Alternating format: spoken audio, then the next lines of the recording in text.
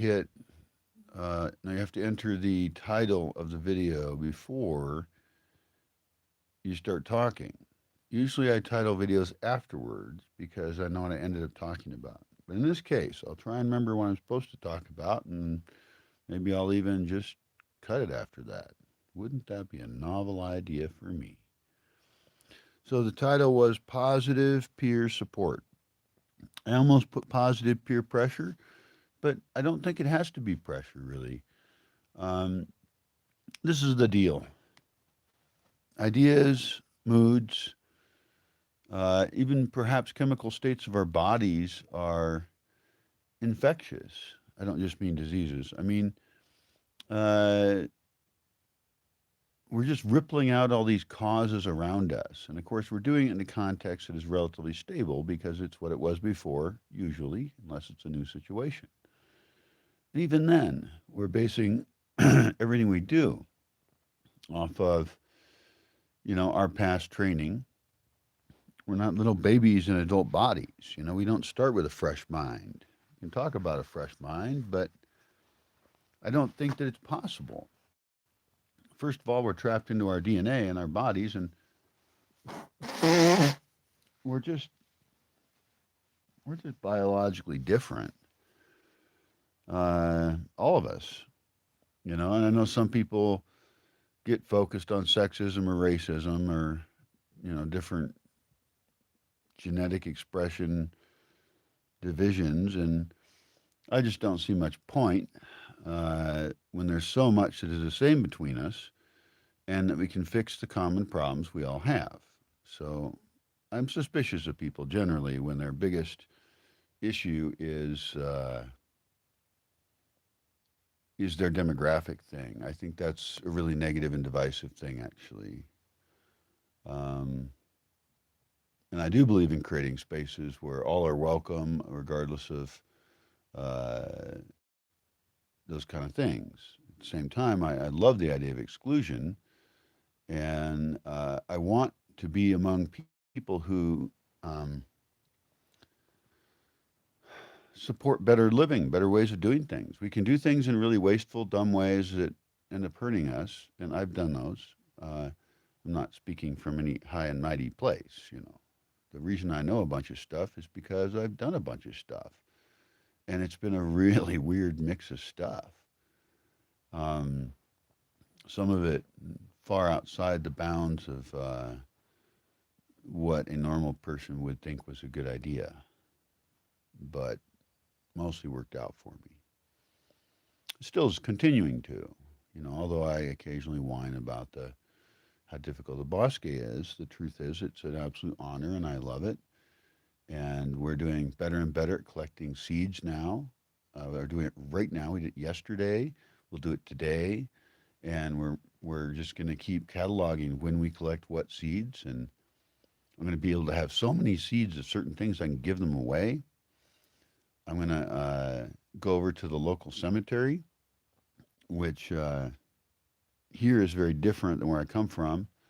Here, it's actually a really cool place. It's just totally different vibe and nature of it. And I'm happy I'll be buried there someday, probably, if I don't figure something different out. But I really like it. It just feels good. And so I want to plant some flowers over there. Some of the flowers we collected seeds of today are Day of the Dead flowers. They're white and real pretty. And we collected off one packet of seeds. We got a ton more. And so it was pretty impressive. So I think we'll have to figure out where to plant those. Most things really like to be on burn spots, but um, let's get back to positive peer pressure.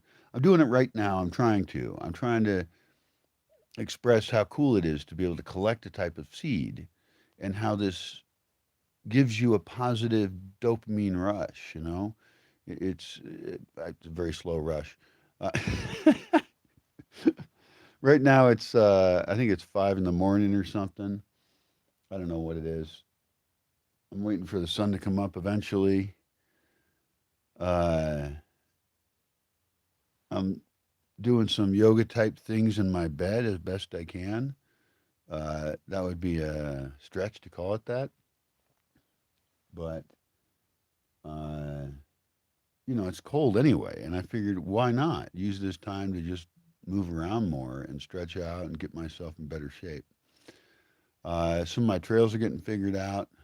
Okay, so back to positive peer pressure. Let's stick with the topic, all right? Although I do want to talk about moving to the lodge because it's really exciting. I'll talk about that in a different video. Oh. The idea of positive peer pressure is to create the world that you like among your peers.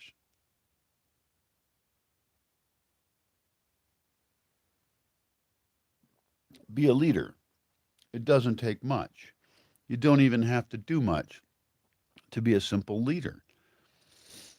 Even just scheduling things, having special days, that require no one to do anything and they require no forcible funding.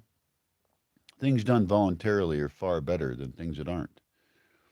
Anytime you can have anything in society be voluntary, do that. And that might mean it doesn't happen because no one wants to do it. But if you have to force people to do stuff, you know, like pay for stuff they don't even agree with, I mean that's some kind of ethical tragedy. It's a moral failing of a state to use force to force people to pay for things that not everybody wants. Now, I don't. It doesn't have to be everybody. I mean, if there's one person out of a million who doesn't like an idea, then obviously, uh, who cares? I suppose. I mean, it's a little harsh to say it that way. But right now, we're in the opposite problem where the majority of people are paying for a whole bunch of services and bureaucracy and control systems that they actually don't even want. Now, that's obviously you'd have to, get into the details of what is being funded and how. But I think that anyone who really looks at the future of a society that's healthy understands you can't just let the state continue to grow and take control of everything. That doesn't work on the right, it doesn't work on the left. A free society is not a moderate position. It's a whole different way to get out of that spectrum, isn't it? I hope so.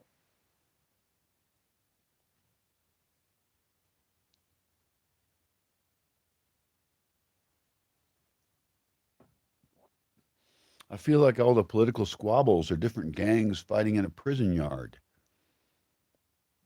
And I'll tell you, the guards and the prison system isn't squabbling that way. And the situation that people are put in, that we've put ourselves in, I think we should take responsibility for that, all of us, in whatever ways. Obviously, it's different for each person. Some of us have greater abilities than others, or just even born into different situations. And, they may be a wonderful person or a total asshole, uh, or some of both. But that's any culture, anywhere, any demographic, any kind of person. I've met a lot of people, and I've met them in a variety of really odd, intense ways. Um, I see the best and I see the worst. Well, I don't see the worst, actually, luckily. I've seen not good. um, oh. So I wonder, and in fact, I was trying to think of some examples of positive peer pressure. Basically, people mimic and are affected by people around them. And by you deciding that you're going to be a better person, and let's say for now that's up to your definition. We'll just say whatever a better person is. Like what if there were good people? Think of the good people you know. Are there any? I hope so. Really hope so. Um,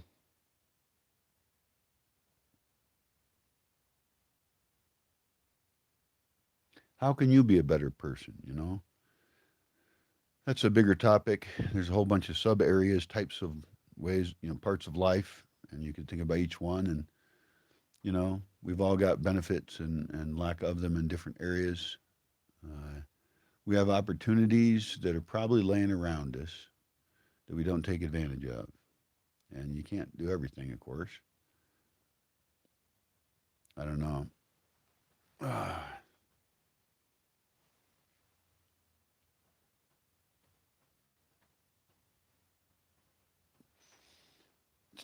It's dark, and it's very dark.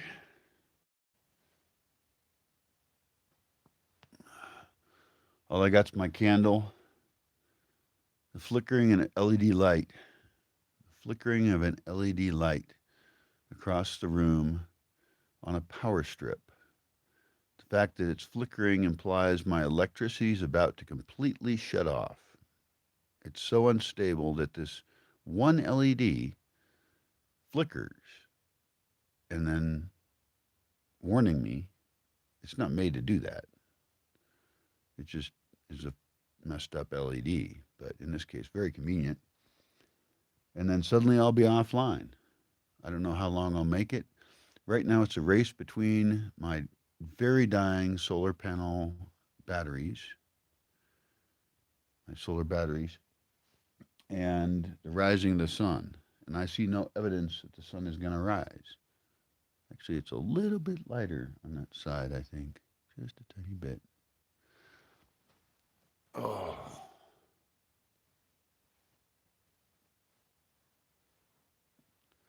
So, positive peer pressure. I recall, I've told this story, I think, to somebody. I recall I was driving in a car, and there was a friend of mine, and another friend too, a couple dudes. And I used to host a lot of house parties. And so, anyway, this guy was saying, "Hey, me and some friends or some social group or something are going to meet at this bar, and it'd be fun." And I was like, "Hey, why don't you have a house party?" Now, I understand the differences. I don't like bars very much. I like house parties. I think I like knowing that everybody there was invited or was invited by somebody who was invited. And of course, different parties have different rules about inviting other people. If it's a 10-person dinner party, probably shouldn't bring along any friends. So I think invitations should always be very explicit about what the invite policy is of what's okay and what isn't.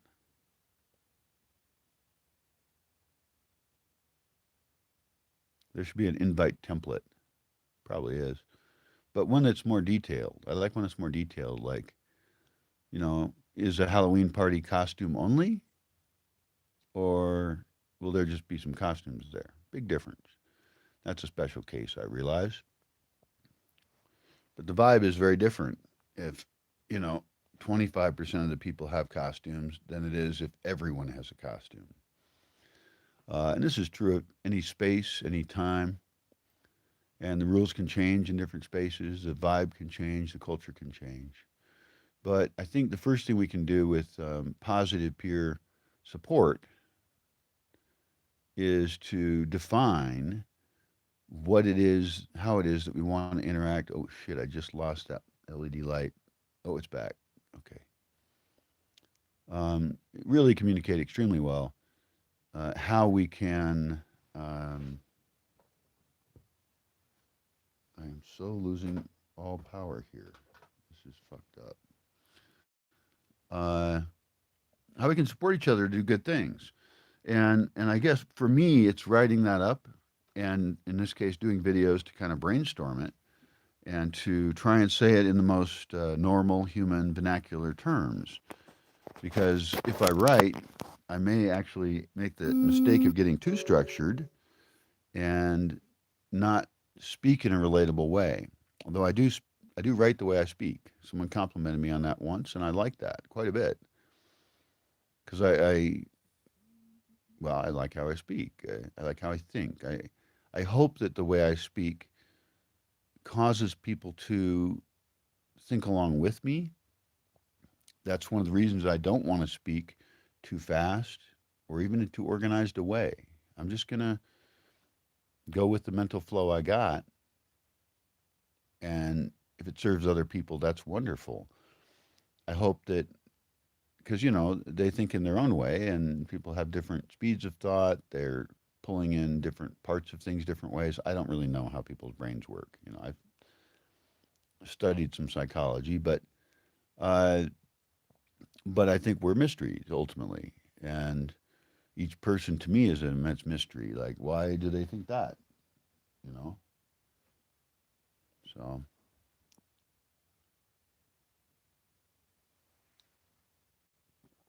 waiting for the sun to come up. You could think about that for yourself. Like, what current impact do you have on everyone around you? And, I don't have specific advice because everybody's values and positions are so different. I think, what I can do is self criticize.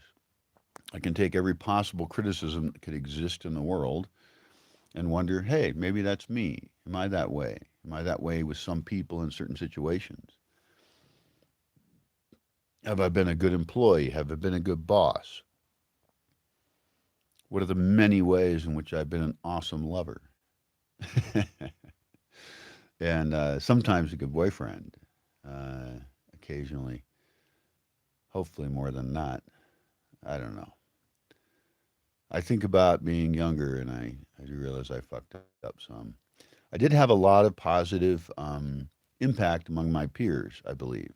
And this is part of, you know, when I mentioned like leadership, even, oh, my point with the going to the bar thing was that I suggested the house party because it's way cheaper, it's less smoky, there's not random people there. It's the best place to flirt. It's the best place to get to know somebody. It's the best place to have a deep conversation off to the side somewhere. You know, it's the best place to learn about each other by seeing each other's homes because it's a house party. And so you're really meeting someone's home. And I realize not everybody should host house parties. But, you could have a house party with four people. I'm not defining party very much. Uh, just something that feels different and special. Getting together to eat some food is a minimal party, I suppose. If those people aren't your normal family you eat food with. But that's pretty minimal. That's the bare minimum. Doesn't excite me at all.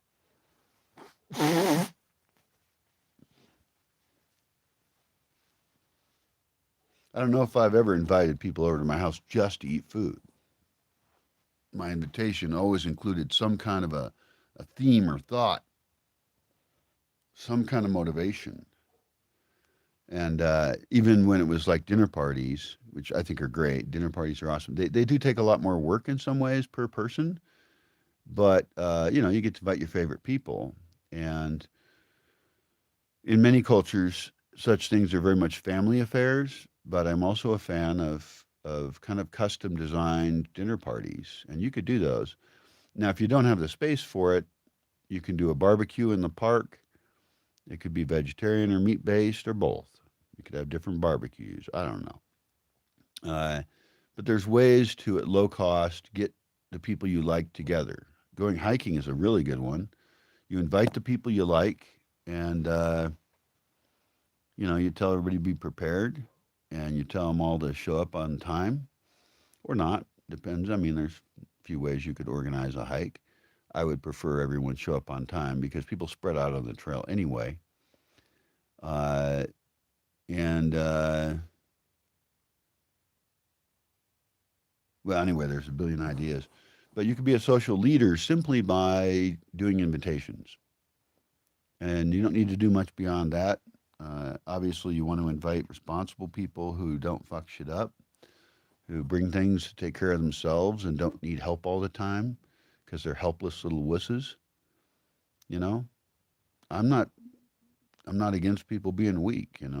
I have various weaknesses, and have experienced some extreme weakness recently, relatively recently, and it's been very educational.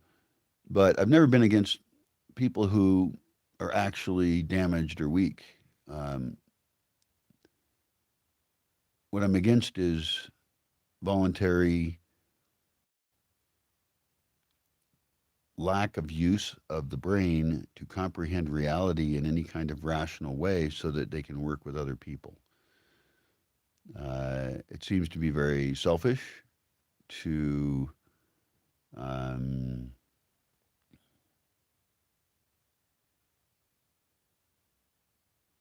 be ignorant, wrong, uh, and then expect to have other people adjust to your lack of focus on learning and being an effective, efficient person who doesn't fuck other people over. I'm not sure how that could be rephrased, either in a more polite or meaner way, but uh, the only people who are going to work positively together and are people who have really taken a personal vow towards understanding their environment, not just being a child, you know. Puppies grow up and become good dogs or they die. That sounds hilarious. Unfortunately, the good dogs die too. It's one of the hard things about having dogs is they die. So back to the topic of positive peer support. I guess we could just call it peer support, couldn't we? Support is a pretty positive word. I think I added positive because I was trying to avoid negative peer pressure versus positive. It was like positive peer pressure. But I don't like the idea of pressure because if it's built into the system, right? Kids do what they do growing up. And I wish that kids were growing up in an environment where good ethics and positive things were just supported. Now, I don't know about these schools, Montessori and Waldorf. I've heard of them. Read about them and one of them Steiner, Rudolf Steiner. And uh, I actually should read about them and look up their curriculum and then wonder a couple things. One is, are those good models for me to implement in the Bosque, to mix and match, to have parts of both, to have teachers, I don't know, or one or the other. Uh, and, but probably mishmash in a whole bunch of other stuff. I got a lot of opinions about it, and they're not uh, maybe correct, but I know what I wanted when I was a kid, and I know it would have served me, and I don't feel like the educational system served me at all. And I'm wrong about that. I regret saying that. It was fine. Uh, I was a weirdo, and I uh, don't know what they could have done different exactly. Obviously things like having more gardens in schools, and I could mention a bunch of stuff. But what I'm picturing is like, how could we actually? Well, I don't want to get off on that, but there's a whole idea of Kidville, Kidvia, Kid Town, a town for children, and actually, I want to plan for three of them, and what actually gets built is another matter. And I need to start with stage one, which is bare minimum so that families can benefit greatly here by having childcare and a safe location for their children to have an enriched experience. A Jardín de Niños, they call them Jardín de Niños, Garden of Children, uh, which most of them I've seen are not gardens, by the way. They're just kind of more concrete and stuff. So I could actually have a Jardín de Niños that was filled with plants and um, obviously plants that work for kids better. So back to positive peer support. Um, I guess it's a bummer, and I read this online. It's a bummer to be a person who doesn't fit into your social group for some reason.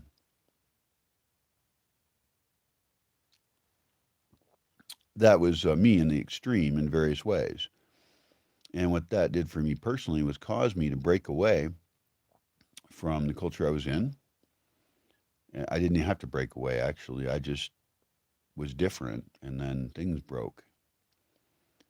And this is true of many people I read online, whether they they don't fit in with their religion. They don't believe in their religion. They don't fit in with it. Uh, or their sexuality is of some variant that is not accepted within their culture. In some culture, you could barely have one, you know. And there's a lot of genderist things in different societies, of course, around the world. Um, in a sense, all of them. But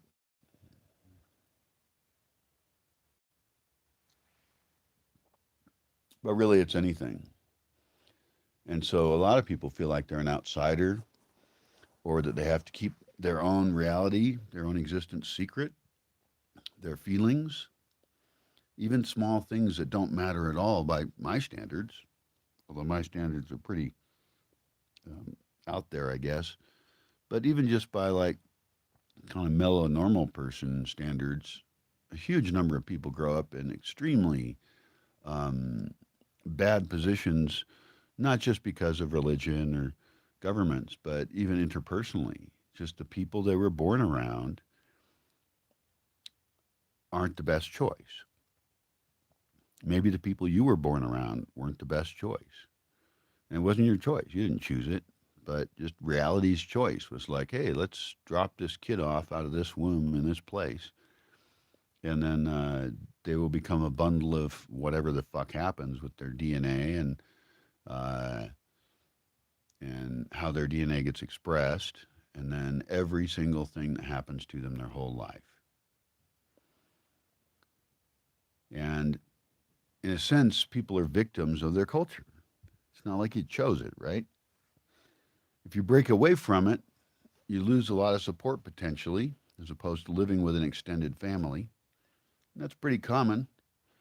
It's a lot harder if you don't have the economic resources to do it, and you're kind of your best people are the people you just happen to show up to, your family, your extended family. But a lot of people don't live near extended family, and I think that's really messed up and wrong. But I don't know that the extended family we need to have is the biological family.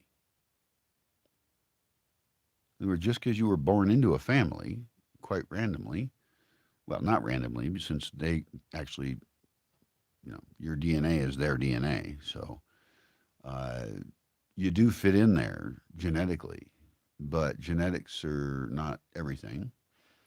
And genetic expression is different than the original code. So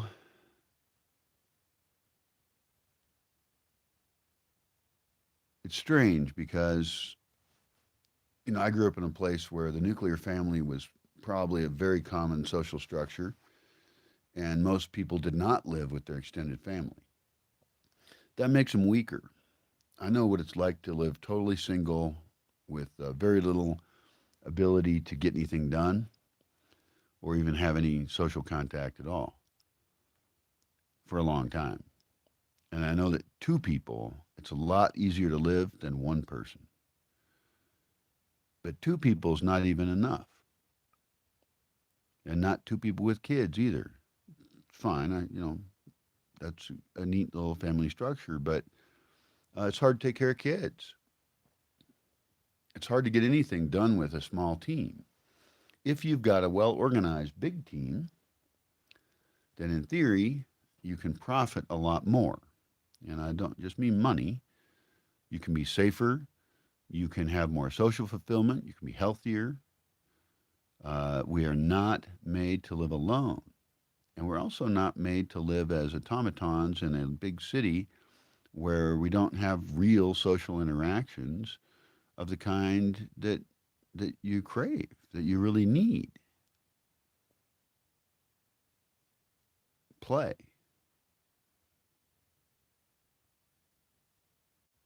Deep conversations about the pain of the world and ourselves. I don't think I have to mention sex, but I will. But, people think about it enough. Although, I don't know, there's a lot of different ways to have sex be a part of your life. And I mostly like how I've done it in the past. Living in the forest obviously is not real great for one's sex life. So I don't fuck trees or dogs, and those are the beings I spend most of my time with. So, uh, yeah. Well, maybe if I improve the place and fix it up a little bit, and then I'm willing to actually invite people here again, maybe I'll get.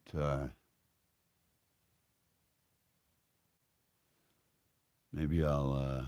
I don't know. I don't know if I'm dead yet. We'll see what happens. Now my mind is distracted, but so positive peer pressure applies to all parts of life. Like, I mean,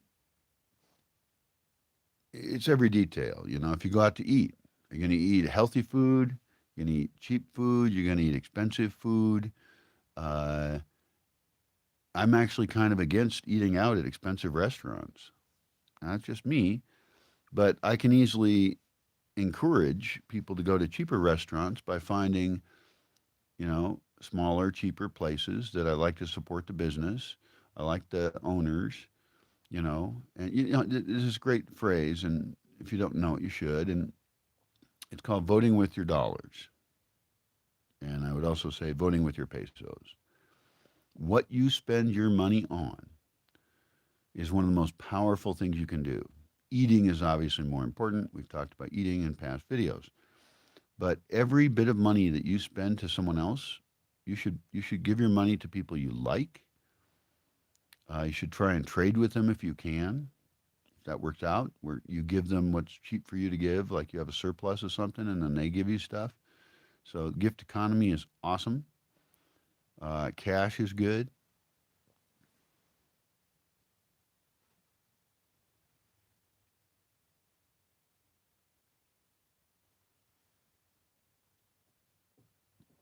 One of the best gifts you can give is teaching people things and working on projects with them.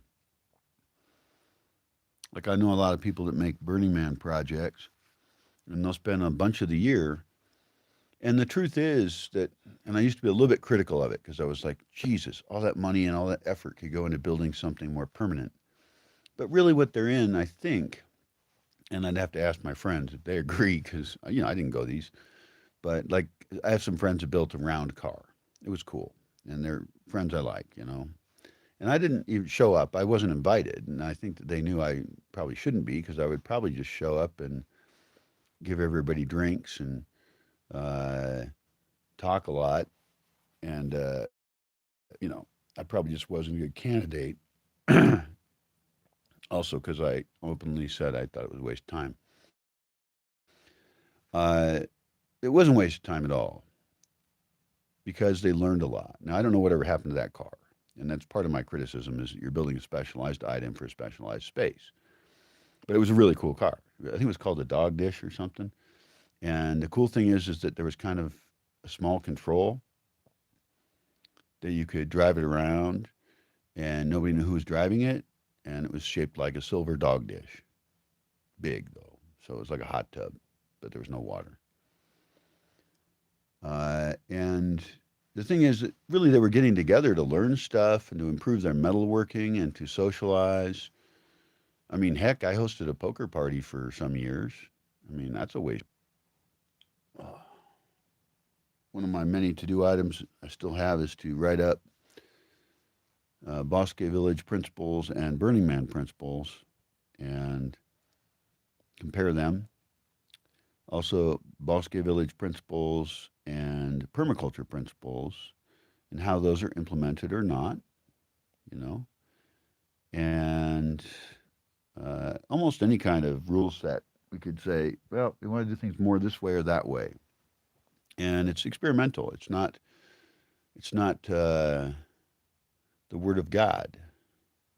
It's the musings of Brian, and that's not law.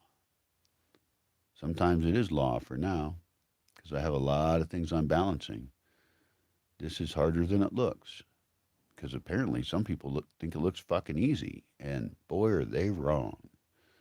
And I don't like them much either, because if they think it's easy for me, then they want it for free.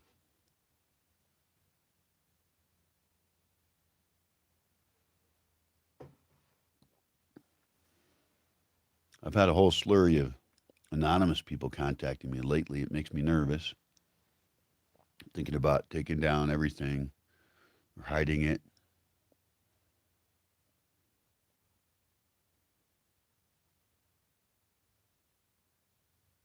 A lot of people out there looking.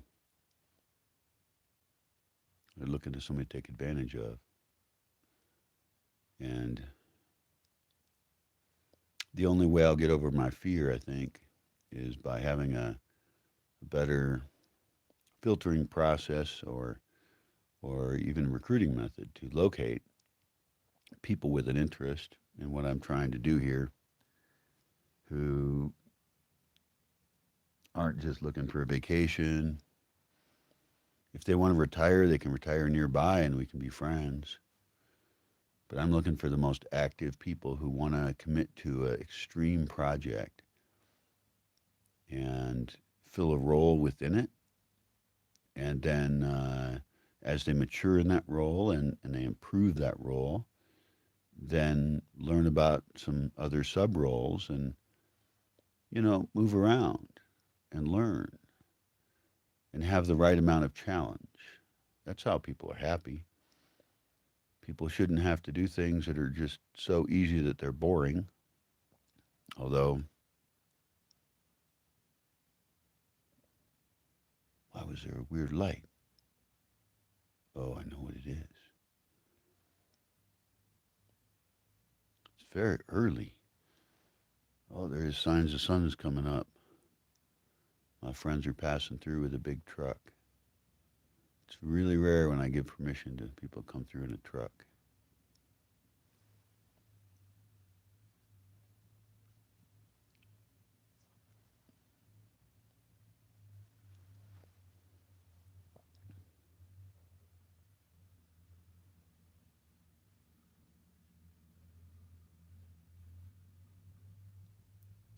We're using a new gate now. It's very exciting. There goes the truck in the foggy morning out the window. My little puppy's all cuddled in here. Hi. Did you wake up a little bit? You were cutums. Yeah. You need a warm place to be outside. You need warmth. Oh, this is going to be so cool to move to the lodge. It's going to freak her shit out. I like my little puppy. Part of my job actually should be to give her new experiences. And I am trying to prep her up. I need to do a better job, but now that I've got her sterilized, I can focus on other issues. Sterilization was a big issue. Um, you going to bed? Okay. You warm?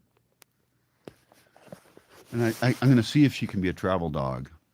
My other dogs are inappropriate for travel because they're too big, and or they're too old, and or they're too stinky and weird.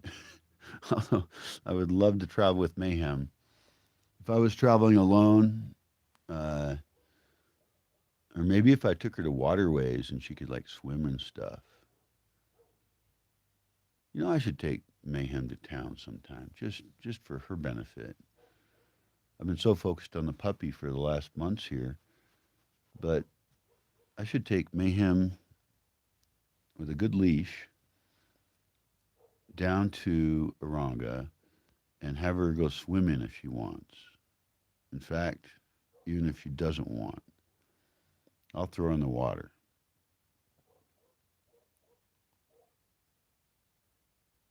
I wonder if that'd be good for her. I feel like she's a little bit oily. Like I don't pet her a ton. She had Sarna a while back, which is mange, I believe, which is disgusting. And I think she's prone to it. And I believe that if I recall what I read about mange, is that all dogs have the organisms on them, but it gets out of control when something is out of balance in their body. Now, Mayhem is a really weird dog, mentally. but the body and mind are pretty connected, aren't they? What's the difference? The mind is the product of the body, and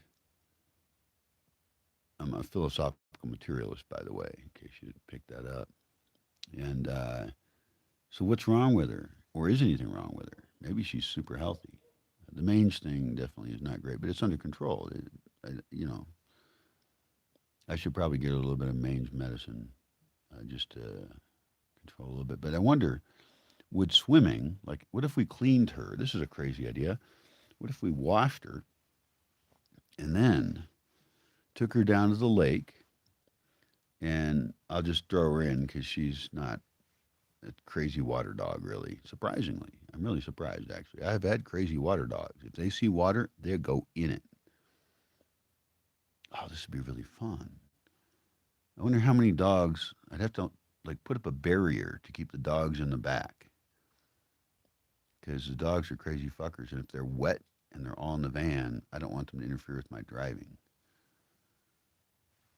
I'm not too worried about the van. The van's already pretty beat up in a shithole, uh, and that would be fun video, like dogs frolicking in the water, and also they would give each other bravery. So whoever jumps in, this would be positive peer pressure among the dogs. The other dogs would be like, "Oh, I can go in the water. It's safe. It's okay."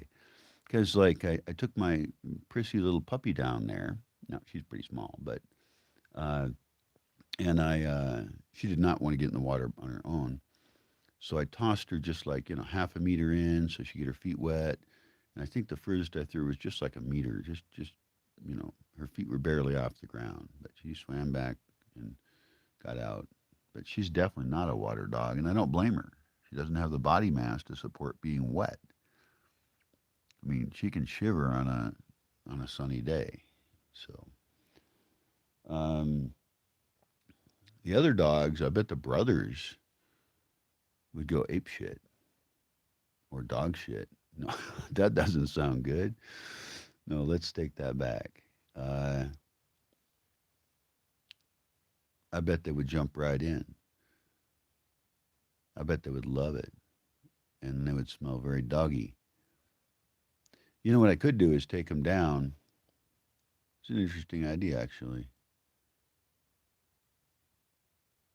Take them down to various places. I need to map out all the points that have access to the lake and see if any of them are appropriate. Because there are places in small towns where, or near small, or even between small towns, where you can get lake access.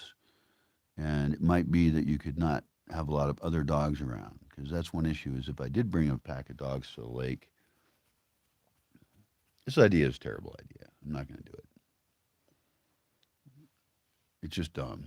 Dogs are hard to handle. And a group of them, especially if the brothers go ape shit, nah, it's not going to happen. I do need to build lakes here, although that's a major endeavor. I should probably cost that out, actually. There's a guy named Mario I know. Not that Mario, the other Mario. Um, and he's a bulldozer driver. We're friends on Facebook, and he did a bunch of bulldozer work out here. He is an expert bulldozer driver. He's very, very good.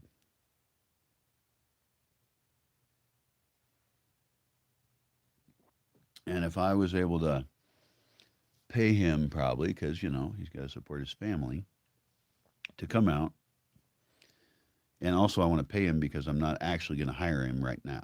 I don't have the money to do it, I have no resources. But he could estimate how much energy, how much time, how much bulldozer work with a big ass bulldozer would it take to build lakes here? I need that estimate, and I'd pay him to give it to me. So I'd pay him his travel expenses. I'd pay him a good salary for the day. Uh, I don't know. I'm not really good at feeding people right now, but normally I would offer a lunch of funness. Um, he could see the roads he already dug here with his bulldozer, and well, it's not his bulldozer. He's the driver. So he rents the bulldozer, or he gets rented, or I don't know what happens, but I paid people and shit happened. Anyway, but I got lots more bulldozer work. That'd be a really great idea. I could make a list of every piece of bulldozer work I have here because now, I'm trying to get supporters to pay for things. And it's this whole weird dynamic. I used to just pay for everything myself when I used to have any money. Uh, and but if donors are going to be paying for it, if supporters and fans are going to pay for it, then I need to have a better plan than I had before. My plan before worked just fine for me, but I had a very small team, me and the driver, you know, and the guy who got the bulldozer.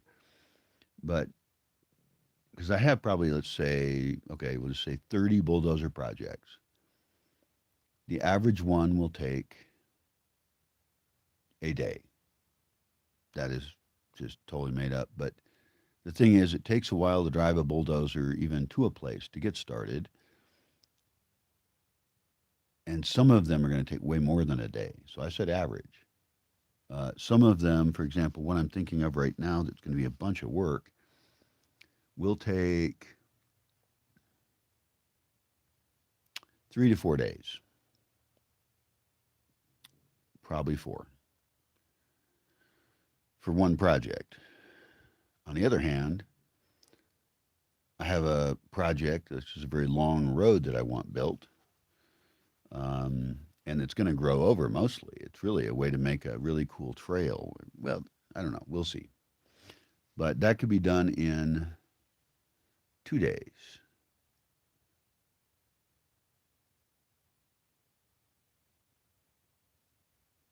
Some things are just roads that need to be widened a tiny bit because now I'm more confident I want a road there, and that's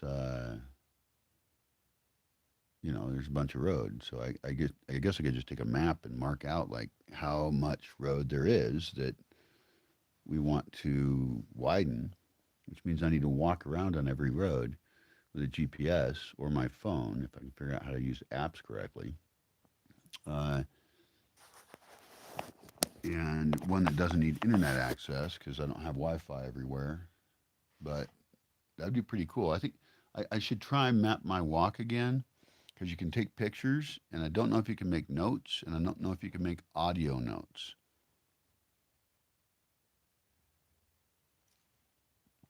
The other option is I just have a whole bunch of tiny video clips talking about each spot, not in depth, and really get the map online because many people do have phones that they can access all the time. So that for every spot that there exists, I have, when you're in the location, you see that you're on that GPS spot and you push a thing that says, show me more info about this spot. And it links to a comprehensive web page exactly about that spot in English and Spanish. And its history, which is less interesting. Its current, which everybody should want to know about. And its future, which is a wonderful thing to imagine. What is the best use of this place? What should be planted there? How should the road be? The landscape be? What is there? Is there a view? Is it a great place at night? Is there a cool bird nest near there? To comprehend the space in the forest and have supplemental materials that with your headphones on, so you don't annoy anyone else with your audio, your amplified audio, you can learn about a space in a much deeper way. And of course, I'm developing the spaces to deepen them. Uh, it's, a lot of space. So there's more opportunity and more visions for the future than there are current spaces. But the current spaces are livable, and the truth is that the real beauty is the forest itself. It's the birds singing, it's the trees swaying in the wind, and they're in this constant churning of reproduction, and it's just biologically super active. And then there's forest animals out there which you probably won't see. So, oh, the sky is now getting lighter. Soon my candle will be unnecessary. a tiny candle.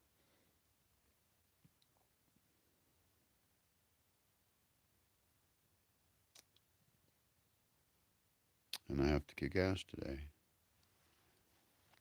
Fire up my computer, finish my file copying. I've got videos I did yesterday that I want to snap together. Real easy edit. It's all chronological, very rambly, but it does show off the lodge quite a bit and the area around the lodge because I'm quite interested. Anywhere I live, right? I'm trying to civilize spaces. I'm trying to improve spaces, and the lodge has just grown over and a mess. But work has been done around it, and work was done yesterday to make it so you can walk around it and not be having plants hit you all the time. And I had great conversation with my friend. I'm not going to do that today because we talked for hours yesterday. Uh, and I don't need to manage any team or anything because everything is known what's going to happen. It'll get prioritized approximately like I think is ideal. I'm not very harsh about prioritizing things here because this is not the same as other types of projects.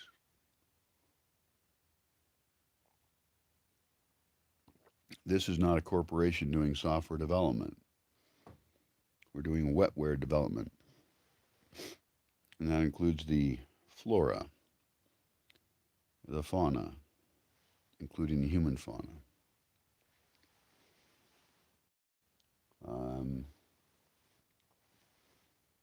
I think today I'll probably go hang around the lodge. I might drive down there and maybe move a few objects, but if I need an object, I need it up here. So I have to almost do a move in one day, and I'm days away from that. So we'll work on the lodge, make a bed. Mainly, I think it's that I don't have a bed there. Uh, so I think there's some work to be done. And then all the gardens around it, I have a heightened sense of what they're for, and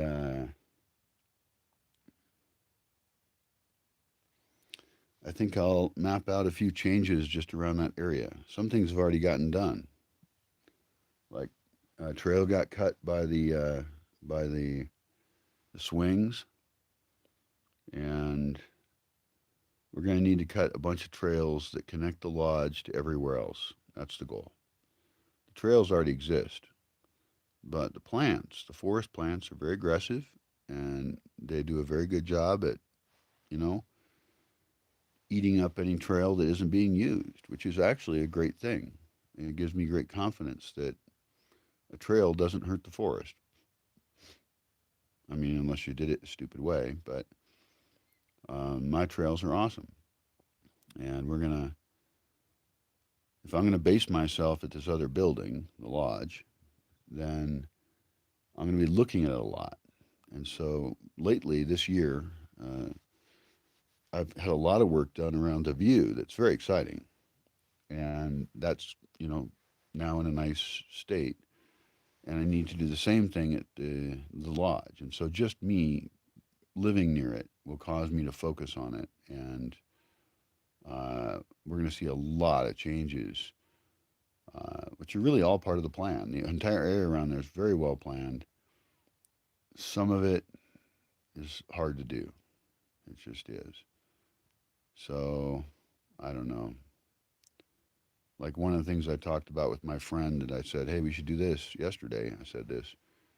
And he was like, okay. And he wrote it down.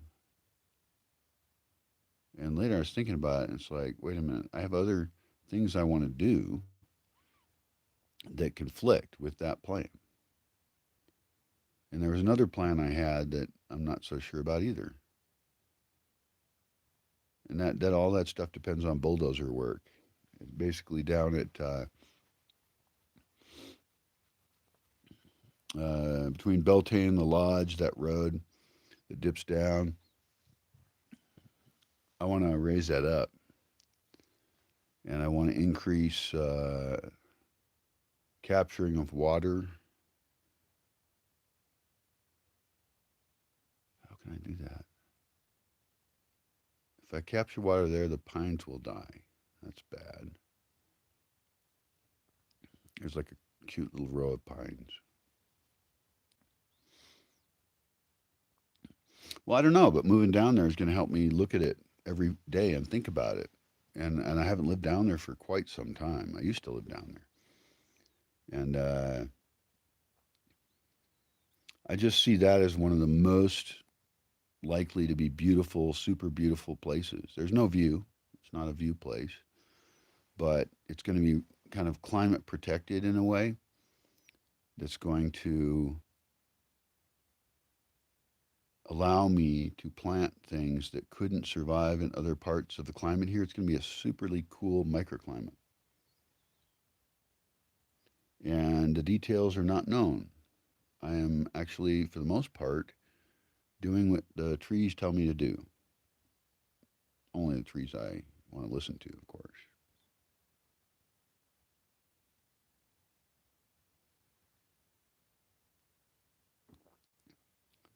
It's going to be amazing for birds.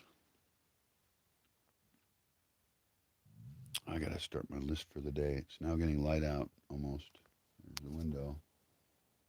That's all I got for light and my tiny candle. Hello, tiny candle. How are you? I'm fine. Blow me out. Okay, I'll blow you out. Problem with tiny candle is, oh shit. If you pick it up, here, I'll just put my glove over it. Oh, my glove. Okay, my glove did not burn. That's good. Oh, it did a little bit. I starved the candle oxygen and it died because I got new light. So today, I guess that's it. That is it. And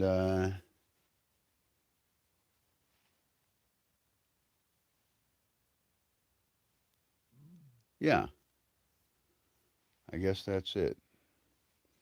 The lodge is not ready to move to, so I'll wander down there and work on that.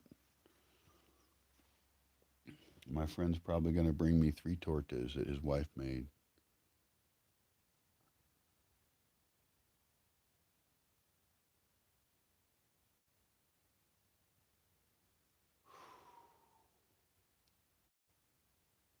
God damn.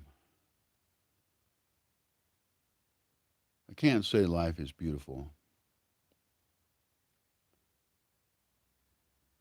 I could probably say life is strangely beautiful because it's not just beautiful.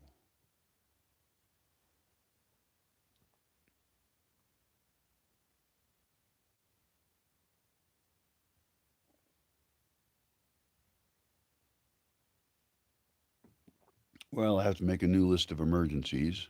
I took care of a few of them. I got a bunch more. Um, Things I got to do or die. It is do or die.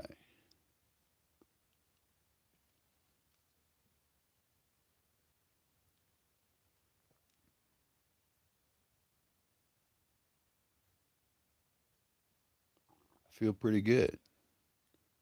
Felt good yesterday too because I got some damn sleep. You know what I did today? Or last night rather? I took a half a sleeping pill and I drank some sherry. Sherry's real cheap here, and I found a bottle of it that I had hidden. I didn't really hide it. I stuck it on a shelf and forgot where it was. But I found it because I was looking for something else. And it's sort of nice to wake up in the morning kind of tipsy. It's maybe it's a better time to get tipsy than it is at night. At night you're tired. You should go to sleep. I don't know, but that's also how I got to sleep last night. So. But I'm raring to go. Well, I can't say I'm raring. I got a tiny puppy sleeping by my leg. It's too cold for her to go outside.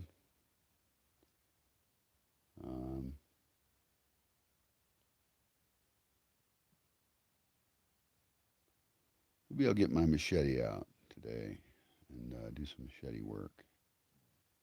It's a very good idea. I could even wear some pants, some thick pants. Because sometimes when I do machete work, I get my legs scratched up, because there's branches and shit. And also, a long sleeve shirt. So if I do machete work, I have to do it early in the morning right now, this time of year, because it warms up so goddamn fast. So really, in theory, I should be getting up right now and putting on essentially my protective armor, sharpen up my machete. It's almost light enough to do machete work. Not quite. It's not quite safe, but a little tiny bit more. And I could do it in Alicante, which is the place I want to plant lots of fruit trees. And it's going to be, other than the mesa, which is a whole different set of issues, but it's going to be a place where people are very much mixed into a forest, and everything that they do, um,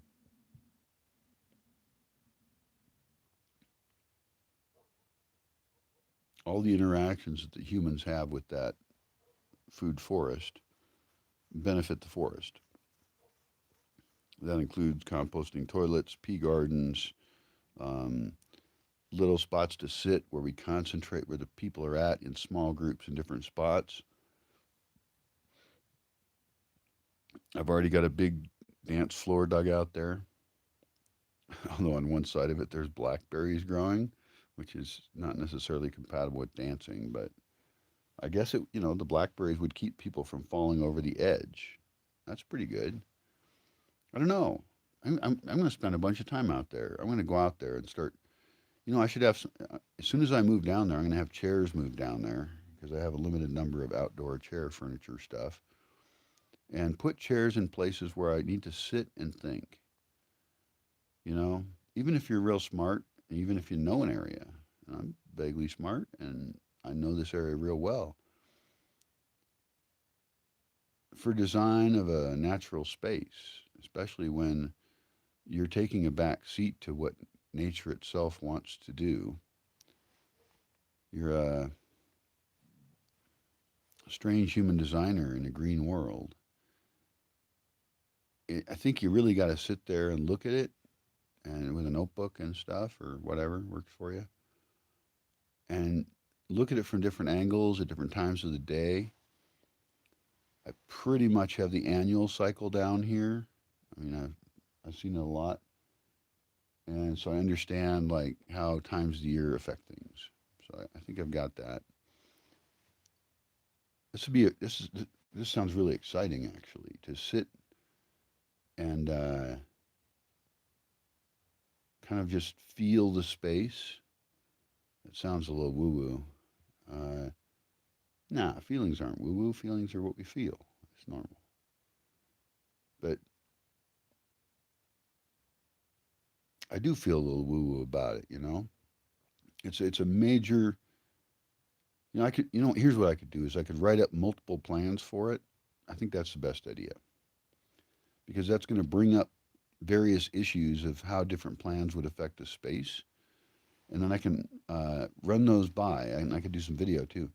I could run those by people who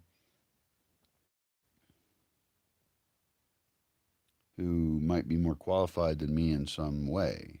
Although I'm the most qualified because I love the space, I own the space, I know the space. But of course, people who are hydrologists, people who are creative, people who have experience with landscape design, they might have something to say. A lot to say, actually. Fuck it. That's what I'm going to do today. I'm going to go down and envision the space around the lodge. And I think I made a list of things the lodge needs, and some of that's going to get taken care of. Some of it I have to do. So I have to look at that list. I do have shit I got to do.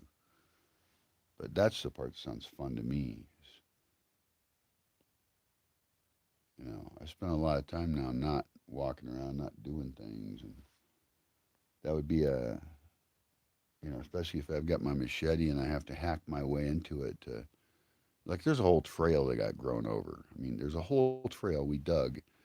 We actually made it. We dug it up out of dirt, and it's probably, well, I'll just go check out its current state, but I bet you can't even walk across it at all because it was nice soft dirt. And native pioneer species, often that are very aggressive, love to take over that kind of dirt. So that is a thought I have. This is an aside that can get written down. If you're helping me write it down, write it down. Freshly dug dirt tends to grow over, and so the best thing to do is to have a nursery or a space where you can massively plant that with whatever it is you're going to want it to be later. Otherwise, you're just going to be fighting native plants that are exactly what you don't want, and you already got tons of in exactly where you don't want them. I'll try and figure some shit out today.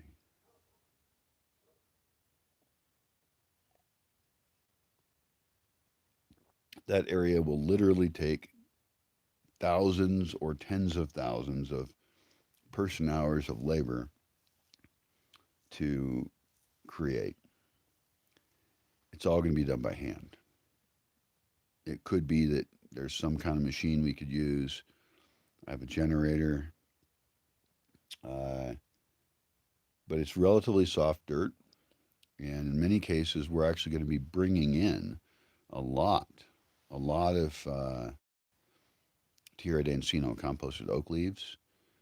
And the hardest decision I have to make right now, today, or sometime soon, is where to terrace it, how to terrace it, because I have several trails through there, and it is unclear.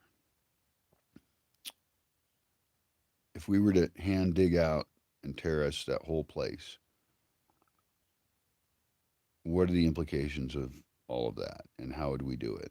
It's uh, it's a bad thing to fuck up. So, and I've already fucked up something around there.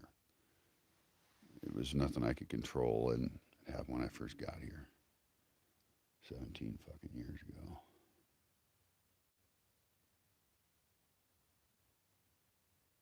Goddamn. Next spring it'll be 18 years I've been here. That's pretty funny. I'm a stubborn motherfucker, I tell you.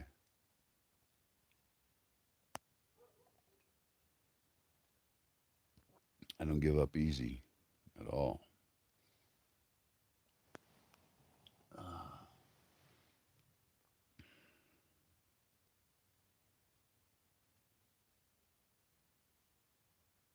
well, I hope somebody benefits from it. Only thing I got to do is make a will. And I suppose I could use, I don't know, I could use some people who are just crazy into this project, who love it, who understand it. To do that, I have to make more succinct and organized videos, and I have to write up things and make more succinct project plans because there's too many and I can't do them all. But other people, there are probably people in the whole big world who would absolutely love to come here and do a cool project. But they have to believe that it's well enough defined, that it has the pieces they can't do. Part of that's funding. I need to fund things. Uh, and their exact role has to make sense. Uh, One thing that doesn't work for me is complicated projects that require a lot of funding that isn't there, and that there's a lot of like buying of supplies and relating to vendors or people who come in that you hire to do parts of the project. And sometimes English speakers talk to me like they're going to do that, and it's like, no, you got to be bilingual because because everybody speaks Spanish around here. You know, you just I've seen a lot of overestimation of people's belief that they can pick up Spanish in like a couple months. And it's like, no, you can't. You can pick up Spanish enough to be a little bit funny, and you don't even need any Spanish to have romantic involvements anyway, although it would really help. Uh, and no, no, functioning, dealing with immigration, functioning real Spanish is not the fucking same as being able to order at a restaurant or travel. So,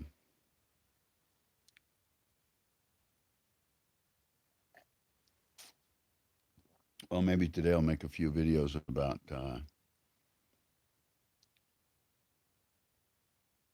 that area around the lodge. I think it'd be really fun. I have made some, but this will be the first time I'll be living there, and I may have some different philosophies and thoughts. We're reproducing more and more trees. Yeah, I'm pretty fired up about that. The lodge is the biggest building. It's an amazing space. Huh. I'm gonna go. I gotta prepare myself for another day. Put on I think I'll wear my art jeans. They're really dirty, probably. Who the fuck are they? Damn it.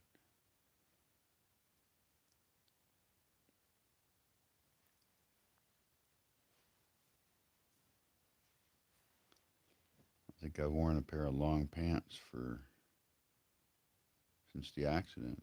I was wearing jeans when I fell off the roof, and those are all chopped up because they cut me out of them.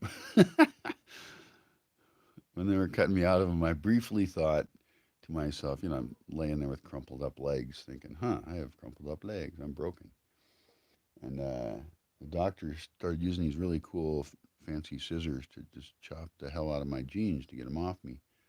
And I was like, oh, my jeans, don't cut them. I didn't say that, but I thought it. And then I also thought to myself, that's not your biggest problem right now, dude. Yeah, that was very fun. I'm never doing that shit again, I hope. Oh my God.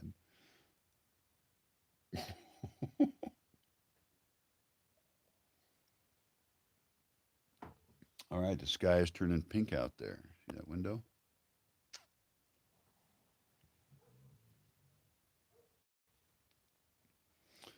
I could see the advantages of having bedrooms where, I don't know, I have mixed thoughts on big windows, but bedrooms that face the sunrise. If I ever did build those big buildings that are on slope, uh, then it would be a decadent use of space in some ways because that view that is good so much of the day, you only are getting the benefit of the sunrise. Hmm. I'm tempted to think that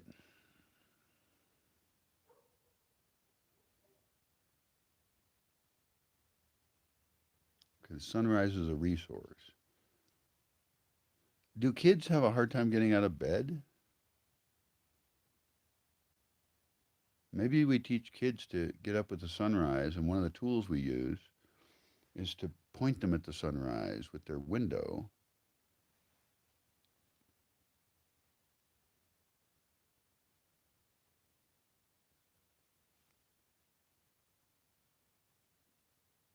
I like that idea. I mean, why not adults too? But the thing is, how much of your sunrise space are you going to take up with bedrooms?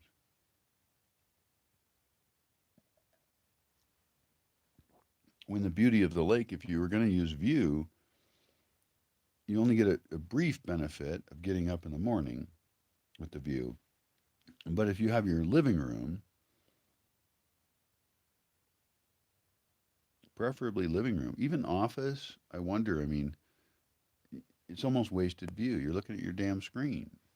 And yeah, you can glance over and look at the view. So now I'm thinking about like what kind of rooms maximize the use of the view. Well, as I've talked about, it's publicly accessible rooms like restaurants, terraces, porches, uh, uh, any place that benefits from really enjoying the view. Yet I enjoy this view. It's blocked by trees, but I like the trees too, so no big deal. If I want a better view, I can just walk outside.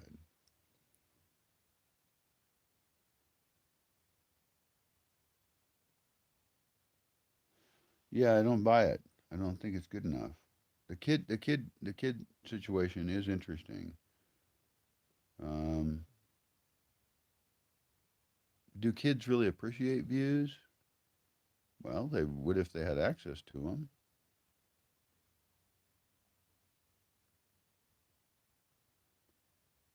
If Kidville, Kidtown doesn't have a view, you could have like exciting early morning excursions out to the view. That'd be fun. You could have a kid view place, and that can mix and match with the adult one depending on the kids and depending on the day. So you could make a special kid view. That's no problem. Where they actually rate the sunrise and all that. I'm a big kid really, and I rate the sunrises sometimes. This one rates very low, and this is generally the case this time of the year.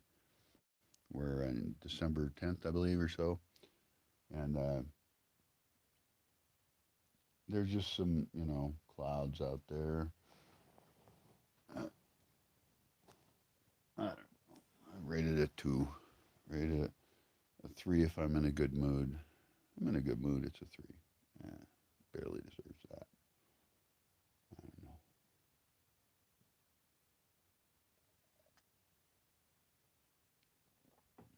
I know somebody that worked at some kind of fancy, weird camp for kids. I should ask her what the name of that camp was. It sounds really fun. She was hired to be a person there to entertain the kids in various ways, or activity lead them, or I don't know what she was doing. But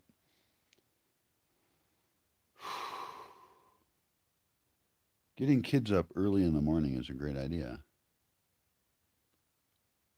You could even, I think, one question is like, because you're going to have your kids in a warm place, right? They're going to be in a warm place. And adding an 24-hour warm place would be wise. Like, there should always be one because you don't want cold kids. Um, I wonder how bad it would be to like offer cartoons and stuff pre-dawn. Like for any kids that wake up really early, they have a place to go. That's tempting. Because also we're trying to get the kids to go to sleep at night, right? And then are kids like puppies? Do they sleep a long time? I think they do. Huh.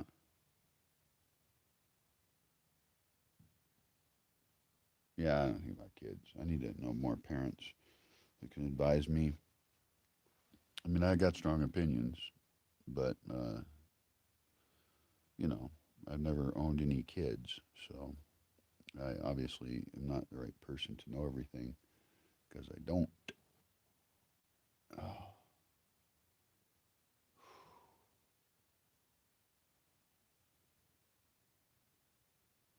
Okay, so today I can also test internet to the lodge.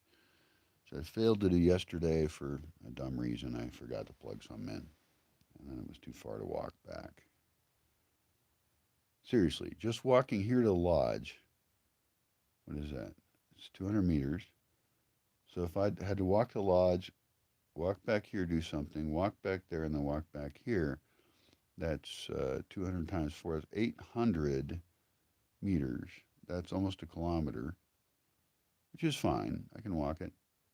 But, any day which I'm moving stuff around and doing all this other crap, I mean,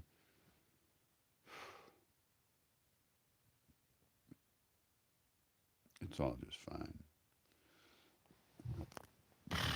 All right. Fuck everything. And I failed somehow yesterday to charge everything. I don't know what happened, but I did charge this little weird object that uh, was given to me by one of two people. I don't know. I got two objects given to me like that, so I'm not sure who gave me what. All right, the sun is going to come up again. Hey, little doggin, what you doing? You sleeping? We could go walk outside. I have no socks on. That sucks. Arr, arr, arr. Arr, yar, yar. Where's my everything? God damn it. Ah. Somebody else should organize my damn life. Ah. Oh, fuck. Oh, cool. I put something in the right location. That's rare. All right. Okay. Okay, that's not going to work. All right, let's take. Fuck. This and this. This and this.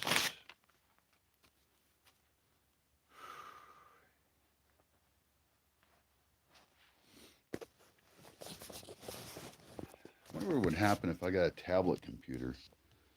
Tablet thing. Because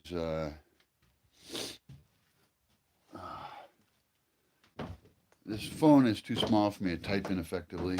It does not work for me. Come on, little dog. We're going outside. Yep. She'll figure it out.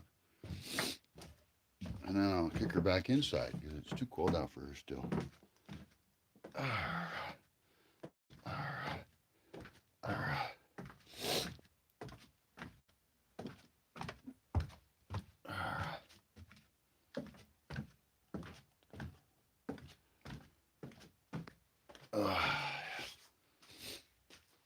Come on, little dog. Little dog, little dog, little dog. Little dog, little dog, little dog. Here she comes.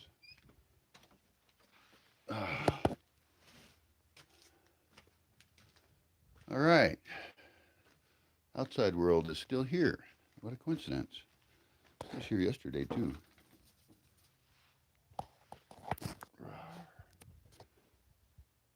Yarr.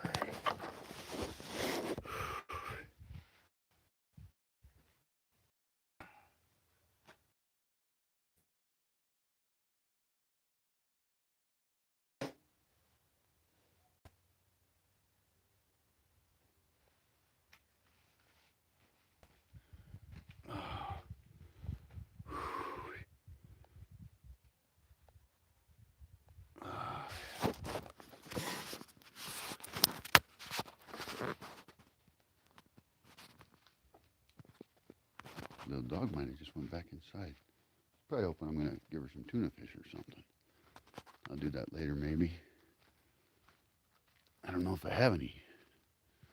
Before, a long time ago, like over a year ago, I went to the store because I got a ride, and I bought a whole bunch of stuff, like a whole case of tuna fish. I don't know how many cans that is, but it was a lot. And I didn't buy it for the dog because I bought it before I had the dog. But oh, it is nice out here, actually. This is gorgeous. She's in her little bed she made. What a cutums. I've never seen her do that behavior before. Nice spot. Do you want me to build you a better spot? I could build you a better spot.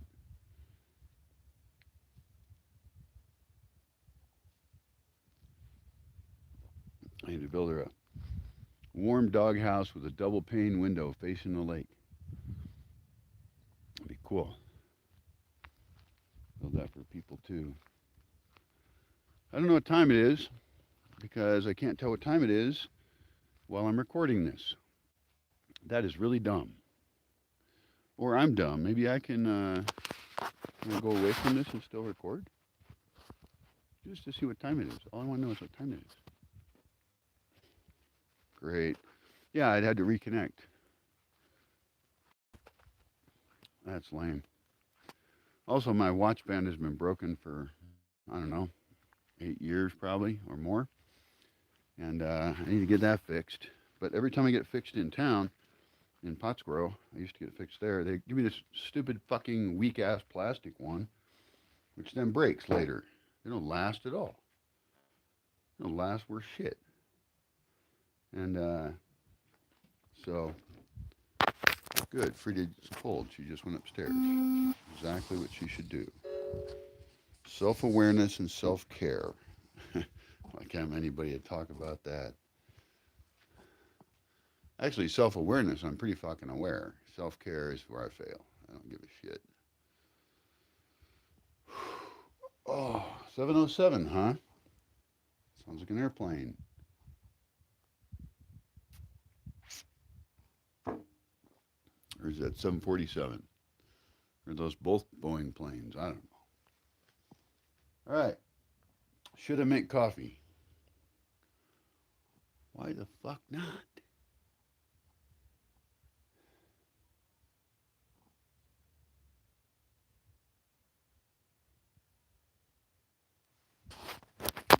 Sure, why not? I don't know why, I just don't. Oh, I do know why. You know, I could set up a stove upstairs, which I used to have set up. So I'm going to get tortoise today, maybe. This is going to be awesome. Where's everything?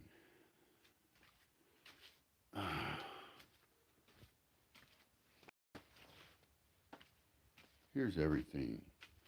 Almost. Okay, this is a coffee pot. Coffee pot. It's quite pretty, actually. It's all dirty. I have not cleaned this coffee pot in any time I ever recall. I spray water on it.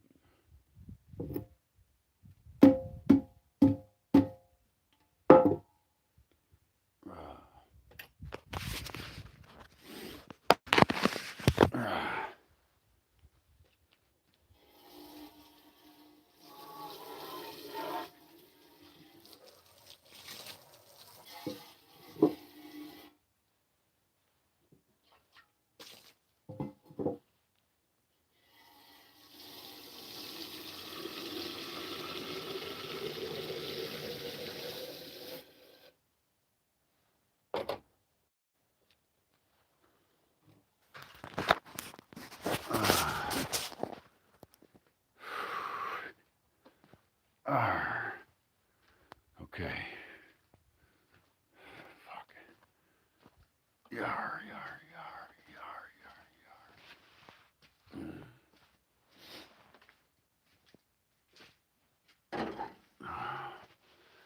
Turns out, if you want coffee, you have to put coffee in the actual water, which is what I forgot yesterday when I was making coffee. Also, I still haven't tried the cold press idea. I need to read about that, I guess.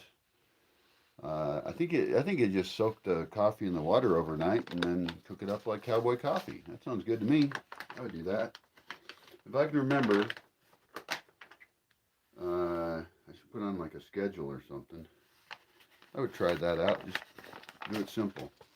Now, I mean, I'll look it up on the internet first, but I like to do things the way I want to do them, and it doesn't always have to do much with how other people do things.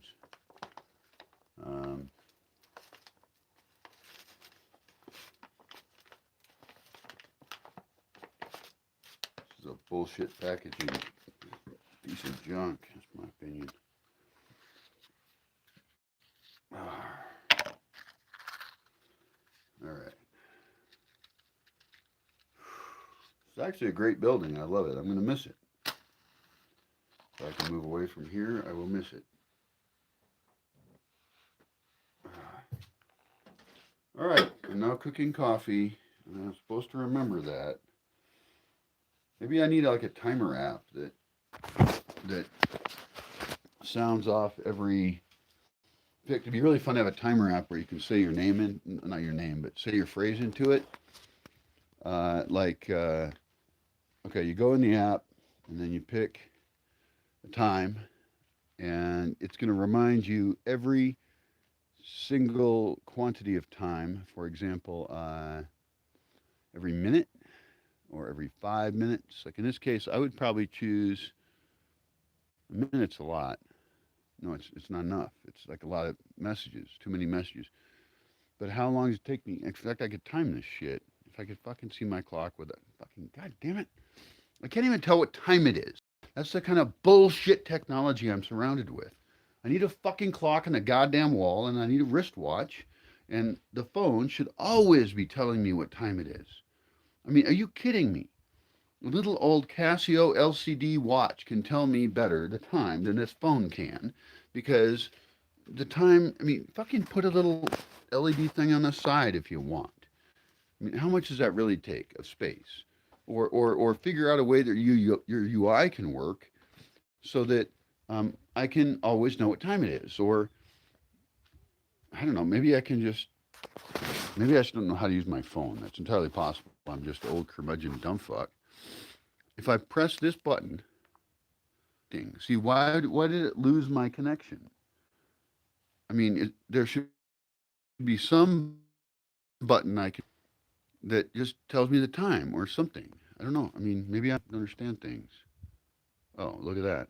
I can just draw my finger down from the top and it does tell me. Okay, well, this would be a case of Brian is ignorant motherfucker who doesn't know how to use his damn phone. The thing is, I didn't have a phone as phones developed.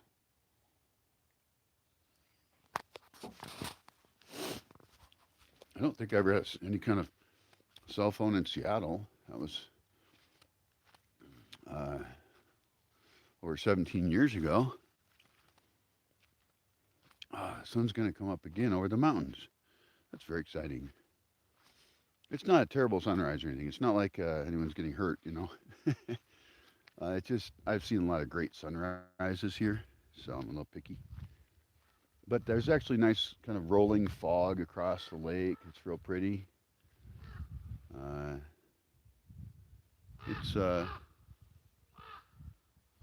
That would be a raven right there. Hey, what'd you say? What did you say? I do wish I understood raven language. I think that one might just mean I'm flying. I don't know. They make a lot of weird noises, though. There are some cool wispy clouds out over the sunrise. That's not too bad. And there is some nice kind of like reddish purple color. It's not too bad.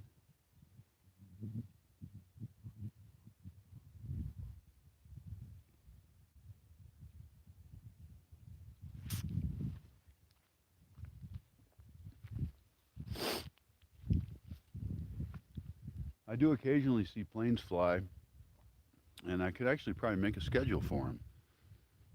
I don't see them that often. I don't sit here, you know, all day or anything. Oh, there's a vehicle coming. Soon I must go. Actually, the team's already figured out, so they know what they're doing today. But I get a torta soon. Probably. It's not a sure thing, but I do love them damn tortas. They're just so excellent. And then they're relatively balanced. Probably too heavy on carbohydrates, I suppose. But, you know, I've lost weight, and I don't eat them every day. So,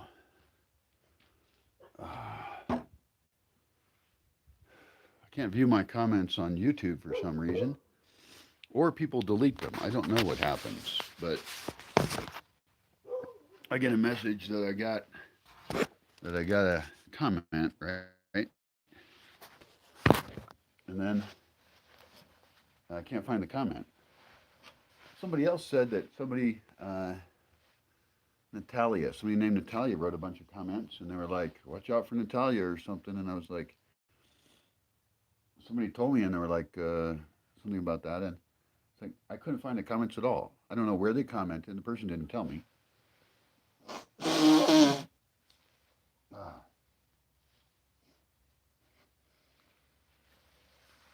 fucking nose. Uh, and apparently they made a bunch of odd remarks or something, and I didn't see them. But I don't know. The thing is, I wouldn't want to not reply to a serious comment. I should reply to those. But a lot of comments, I delete some of them. Maybe I shouldn't delete them. I mean, technically, the more comments I get, even if they, disagree with me, don't like me, call me a dumb fuck, technically those help me in terms of views. But I just don't like those kind of people. I don't want them in my life, even as a commenter. I don't give a shit if it helps my channel. I don't know if I want to share the world with those people. What kind of person writes, mean comments as YouTube comments? I don't think I've probably ever written one, although I probably have at some point. You know,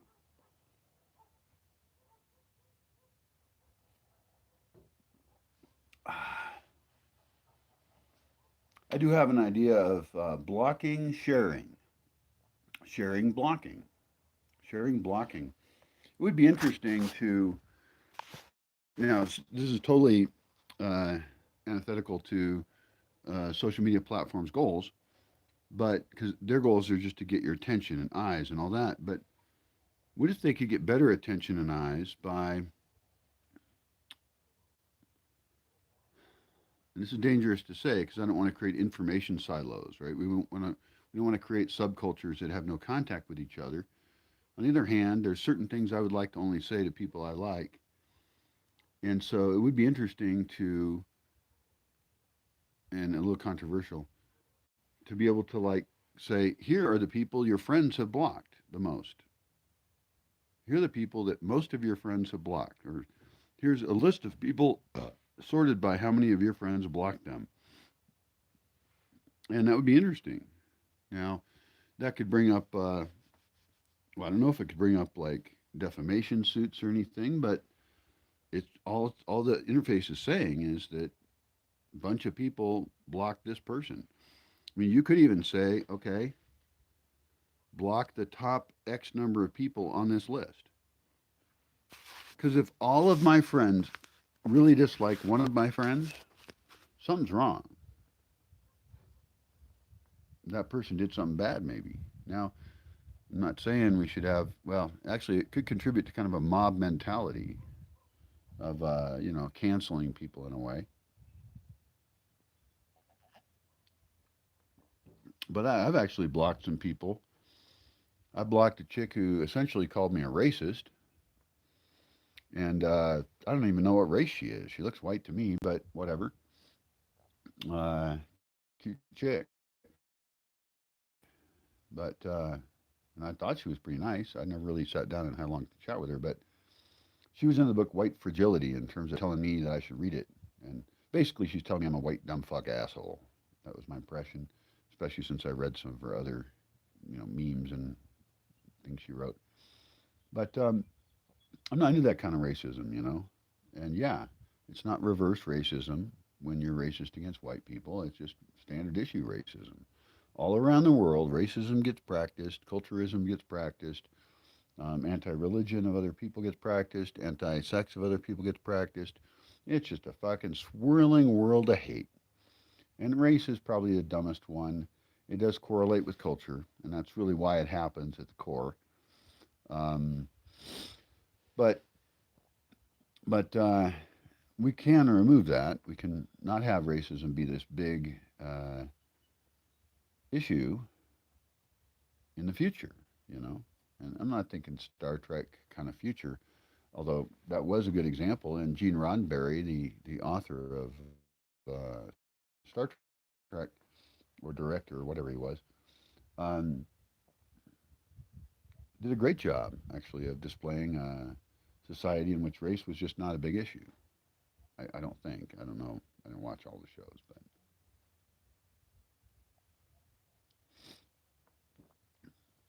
the most racist people I know are the people who claim that they're fighting against racism, primarily against racism white people. That's who I hear from. It's all bullshit, really. You know, women want to tell me about the patriarchy, and they want to tell me in particular because I'm a guy, right? I'm a man. But then some of them, God, it's a cold motherfucking morning. Ah, my fingers are like freezing, like the tips of my fingers. These parts fine. Uh, and then after they tell me about the patriarchy because I'm a man and what I, have to bow down and suck their toes about it, uh, then they tell me, well, patriarchy is not about masculinity. Well, it's about masculinity, but toxic masculinity. And for some reason, they're attacking me about it, even though they say the patriarchy actually includes everything, power structures, which I got lots of thoughts about power structures. And believe me that power structures are not inherently male. Dominance behaviors are not inherently male at all. Not even fucking close. I would recommend that feminists date women. I really recommend that. And it'll work out okay for some of them. But most of them will not put up with that shit. Women are just as bad as men in many ways. And much, I love women and have had all my good times with them. Not all of them, but most of them. And I just don't see it. I uh, I don't see the need for so much division and hatred. And it's weird that people who claim to fight against gender roles enforce them so much on people who don't conform to their dogma about that. It's it's I'll just block those people, and it pains me to do so. Not if it's somebody I don't know at all and they just wrote something dumb on some social media group, but it pains me when somebody I know to be nice at heart has fallen into the trap of bigotry. And that's exactly what it is. And they feel like they're righteously justified in vilifying people of different demographics. And they feel like they're representatives of their demographic, which is just, what the fuck? I don't represent white people. I don't represent Irish American people. You know, every generation, the amount of Irish culture in me has reduced. The DNA has not. But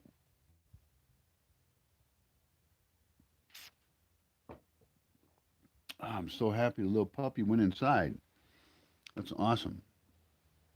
I hate seeing her out here shivering next to me, and even putting her on my lap out here doesn't really totally help her. Um,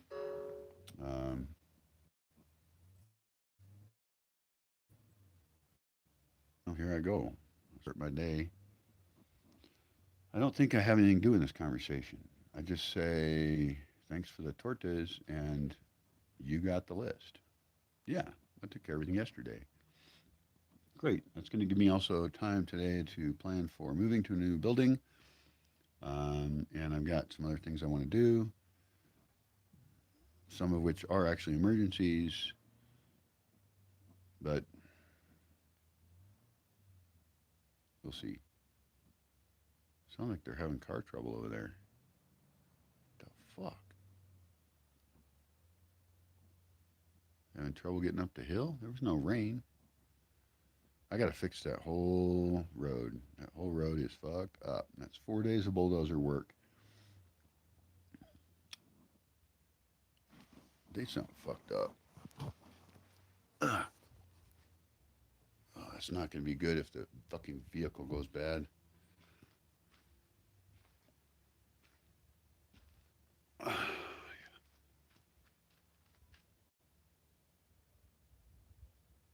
Yeah, I got to fix the fucking road. That's been for since 2004. The road has been a massive problem in terms of having people here that also wish to have an outside life, you know. Maybe I should find people who don't care about having an outside life. Because, like, you know, I've hosted digital nomads and stuff, but their goal is to travel around. That's their goal. It's not to be part of a community or be more stable, which is totally cool. Love it. Do it. I'll look at your blog, your vlog, or whatever you got.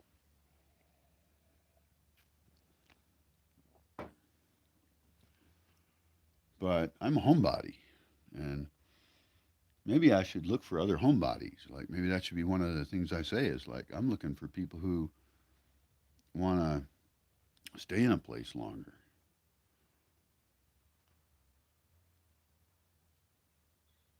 What is going on with that vehicle? That's not good. I'm gonna have to remember to ask about that when they get here. Fuck. Okay, that's just fucked up noise. I'm gonna walk the fuck over there. Well, I got slippers on. This is bullshit. Well, there's two people in that car, so they could always stop doing whatever they're doing. Oh, wait.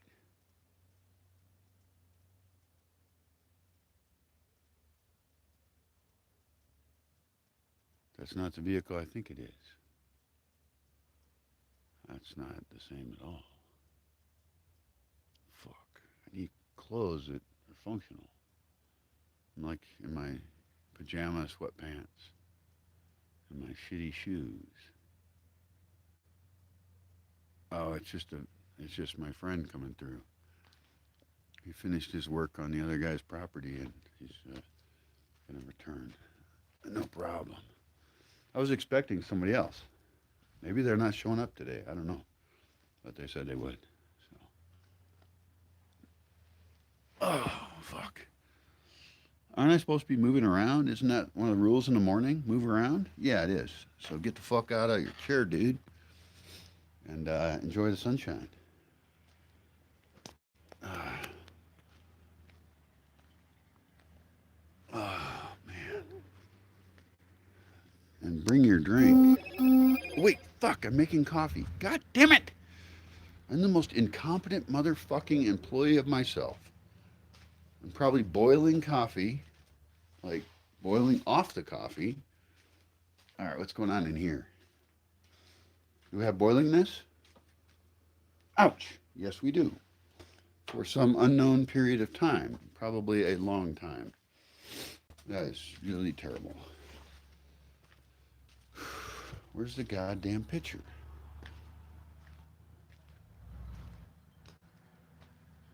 What the fuck? Oh, there it is. All right, get it. Yeah. Holy mackerel! God damn it! Made coffee yesterday. I didn't finish drinking it, and I could have reheated that coffee, but now I'm just gonna pour it out. Probably contaminating the ground with caffeine. Perhaps, perhaps not. Oh, yeah. Oh, yeah.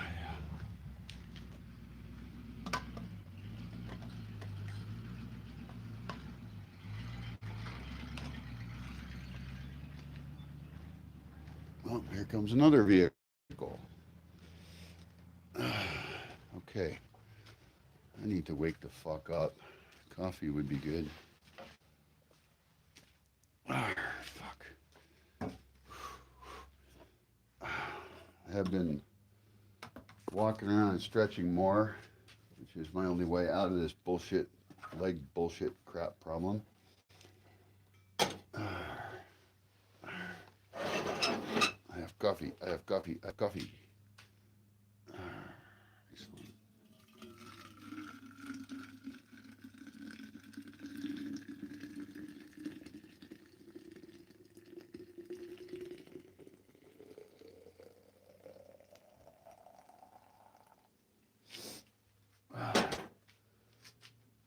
everybody's talking about identity, and lots of people like to change their identity, which is fine. Oh, here comes little doggy. She likes it when people come here. Sometimes they have tortillas, old tortillas or old food from the restaurant that they bring here. That's lovely.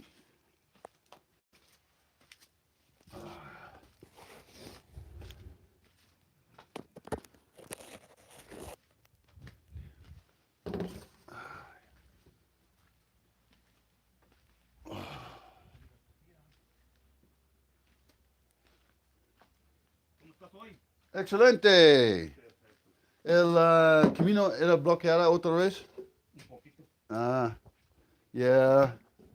Hay que ampliarlo, pero gracias.